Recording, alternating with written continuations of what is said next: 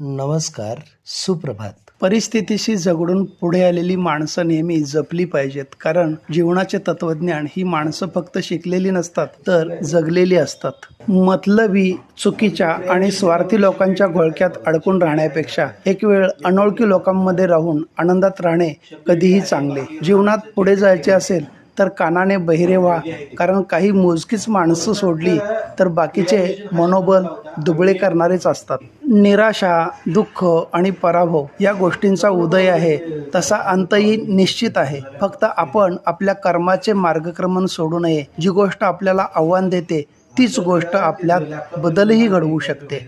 आपल्या विचारांची दिशा योग्यरित्या बदलली की आपल्या आयुष्याची दशाही आपोआपच बदलते. आपण शब्दाला स्पर्श करू शकत नाही, पण मनाला स्पर्श करायची ताकद त्या शब्दात असते.